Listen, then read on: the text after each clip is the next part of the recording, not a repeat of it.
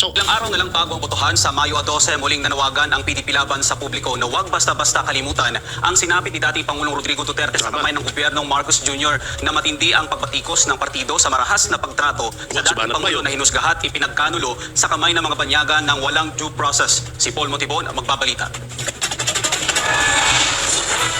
Diretsahang sinabi ng mga kandidato ng PDP laban Duterte slate na hindi madali ang sinasabit ng bansa ngayon dahil sa lantad na paglapastangan ng administrasyon sa mga individual, grupo at sektor na hindi nito kaalyado. Una nang nakaranas ng panggigipit ang The Kingdom of Jesus Christ. Partikular na ang spiritual leader nitong si Pastor Apollo C. Kibuloy. Hindi nagtagal, isinunod na nila si dating Pangulong Rodrigo Duterte na illegal ay inaresto dinala sa The Hague, Netherlands. Maliban pa dyan ay patong-patong rin ang mga isyu ng korupsyon sa ilalim ng gobyernong Marcos Jr. Mga usaping pilit itinatago sa likod ng mga propaganda. Kaya naman, kiit ng PDP laban Duterte slate sa publiko, huwag kalimutan ang mga sugat na idinulot ng mapang-abusong gobyerno tulad ng pagsalaula sa konstitusyon, lalo na ang paglabag sa karapatang pantao ng maraming Pilipino.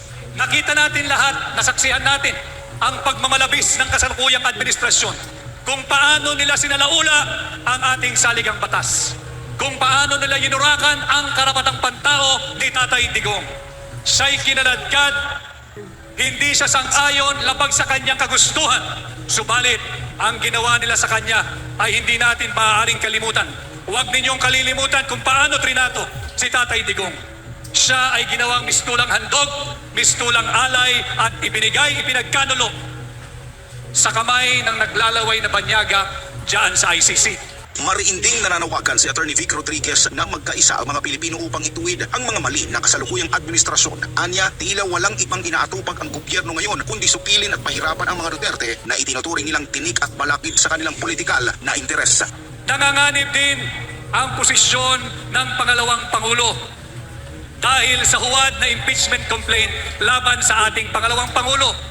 Kinakailangan natin ng tulong ninyo. Mga kababayan, kinakailangan natin ng sapat na bilang, kinakailangan natin ng sapat na numero, kinakailangan natin ng sapat na dami sa Senado.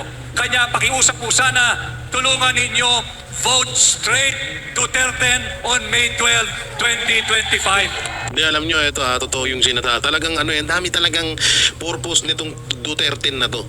Sobrang dami una-una yung sa impeachment kay Vice President Sara Duterte na mahihinto ho yun. Pangalawa, yung kahilingan at yung kagustuhan natin na maging maayos na yung Senado. Alam nyo, itong mga Duterte senatorial candidate, ito na yung mga salang-sala.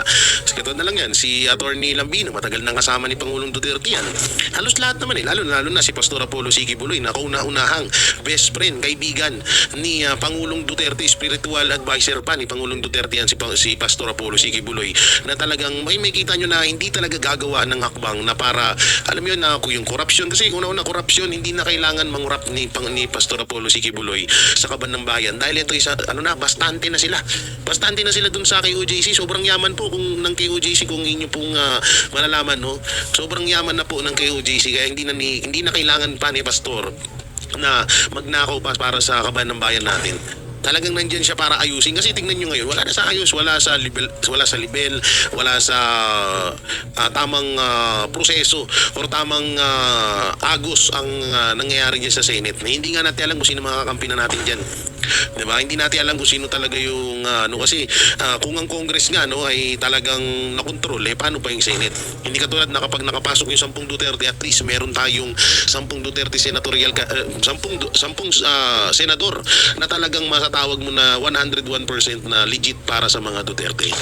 Eto nga speaking of mga senador, may pag-uusapan tayo dito na ito rin sinabi din ni inaasahan na magtatagumpay na alam nyo, sa totoo lang hindi naman sa pag-ano. Pero pag sa oras na etong Duterte senatorial candidate, hindi natin ito mahihalal lahat. Talagang sobrang laking lungkot nito kay Pangulong Duterte. Dito niya mapagtatanto na parang hindi na talaga natin siya pinakikinggan sa oras na hindi ito mahihalal. Kaya ito, panoorin niyo po. Naniniwala ang PDP laban senatorial candidates na may malaking tsansang manalo ang kanilang grupo ngayong darating na halalan. Tuwing may pagtitipon ang partido, ramdam daw nila ang mainit na suportang ibinibigay ng mga tao sa kanila dahil kay dating Pangulong Rodrigo Duterte. Kaya naman nila ang panalo ng Duterte ay alay nila para kay Tatay Digong. Si Paul Montibon ang magbabalita. Kahit saan sa Pilipinas, kapag PDP Laban ang mag-organisa ng mga rally, walang lugar na hindi napupuno ang venue. Walang panahon na hindi dinudumog ang grupo, lalo na kapag andyan ang senatorial candidates ng partido. Ibig sabihin nito, sa kabila ng mga paninira at planong pabagsakin ang mga Duterte, nananatili pa rin ang lakas, impluwensya at karisma ng grupo sa publiko. Para sa PDP senatorial balls, ramdam nila ang init ng suporta ng mga tao kay dating Pangulong Rodrigo Duterte at sa mga iniindorso nitong kandidato na kumakatawan sa kanyang mga adikain para sa bansa. Kaya naman ang tagumpay-ani na ng PDP Duterte senatorial slate ngayong panahon ng kampanya hanggang sa Mayo 12 ay alay nila para sa dating Pangulo na ngayon bigong makasama, makapiling ang mga Pilipino dahil sa pag-abandona ng gobyernong Marcos Jr. sa kanya at inihain sa kamay ng mga dayuhan. The results dedicated ito para sa kanya. Yan lang masasabi ko sa kanya.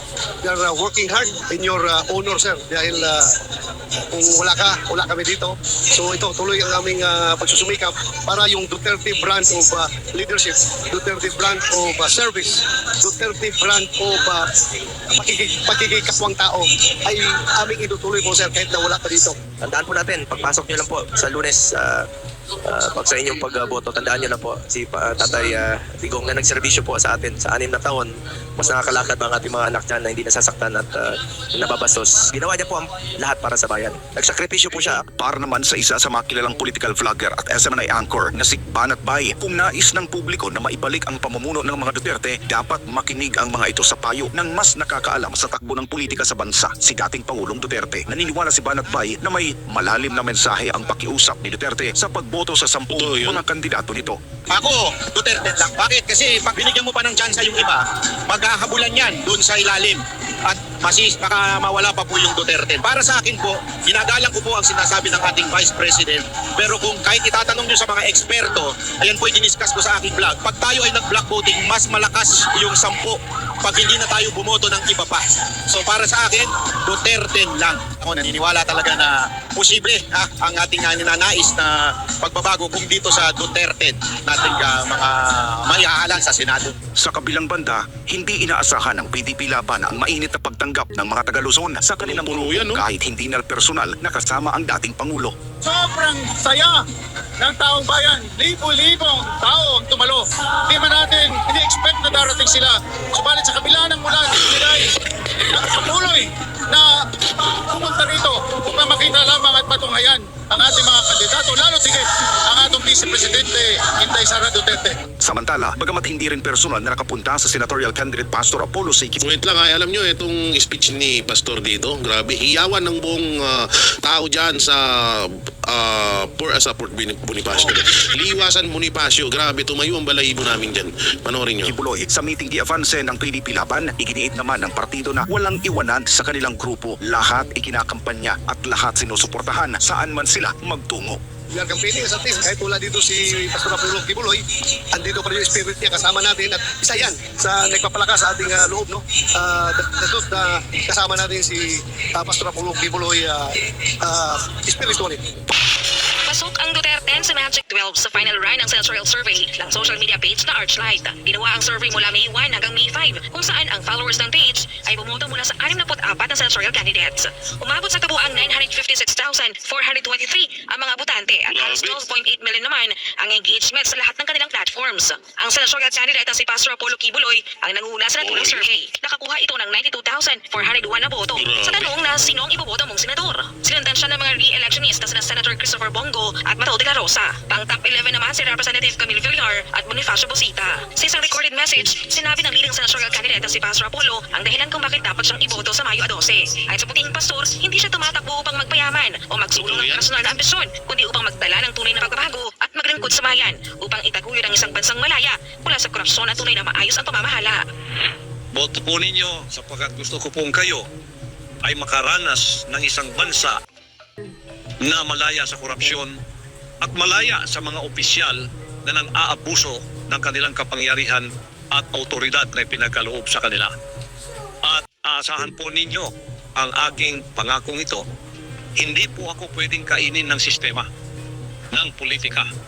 Ako po'y narito para ayusin natin ang Pilipinas at ito'y ipalakad sa tamang daan ng pamamahala. Kaya maasahan po ninyo ang aking pangakong ito na hindi magbabago, hindi ako tumakbo para sa pera, hindi ako tumakbo para sa pabor, hindi po ako tumakbo para sa ambisyon